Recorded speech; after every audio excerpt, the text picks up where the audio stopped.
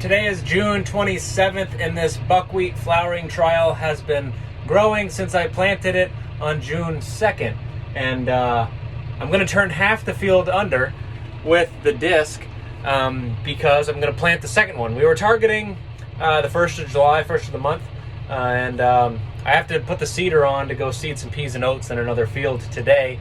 And it's going to rain all day tomorrow, and you know, July 1st is just the early part of next week. So I'm going to go ahead and seed that now while I'm at it for efficiency purposes and get the next round started here real soon. So here we go.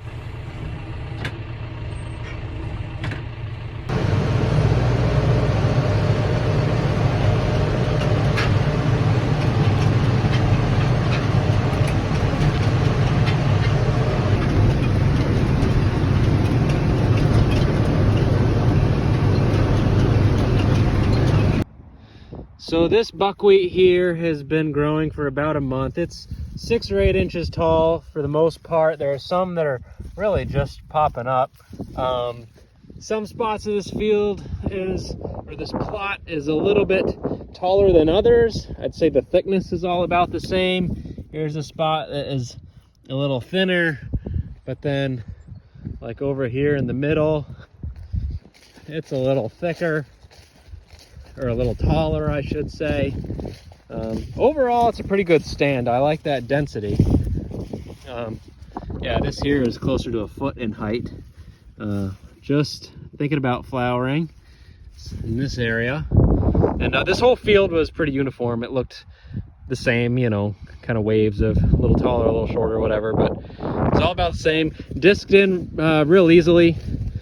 I kind of went over it twice. Of course, turning around with this rig is a little bit long, so you're kind of doing figure eights in a field this size. This is about a half acre here.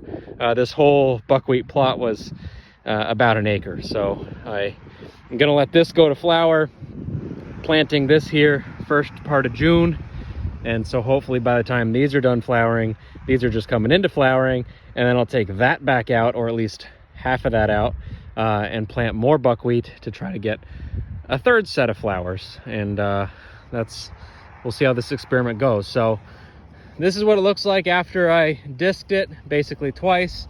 You know, killed it real easily, also knocked this grass back or winter rye back.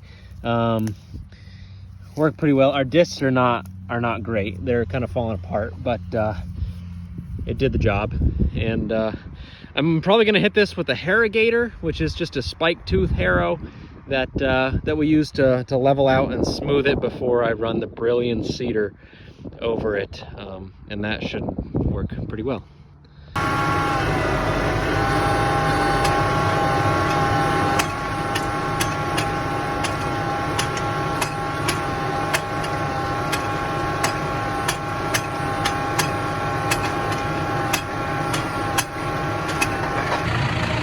All right, just ran the harrogator over that field, and boy, does it look nice now. Nice and level, nice and smooth, and we have a lot of different soils on this farm. Some of it's kind of sandy, silty, most of it's that, and then there's pockets of these gravel beds, partly where the river once eroded and washed away, and there's just several layers of gravel. It pops up here and there, and this field is really nice.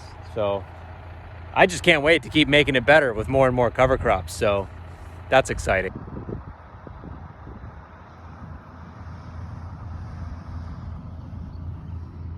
Today just happens to also be perfect, like a really nice amount of moisture in it. So it wasn't dusty, but it worked up nice and easy. And I think a Perfecta would probably work a little bit better than this spike tooth harrow, which is what most people use nowadays, especially with these higher residues working with cover crops. This works pretty good, but it has a tendency of balling up in the front, and which is its purpose, kind of like a land plane or a box grader, and it fills in the low spots and divots and takes out the humps from the disc harrows. So it does its job well. These are, you know, worn, but still working. using what I got.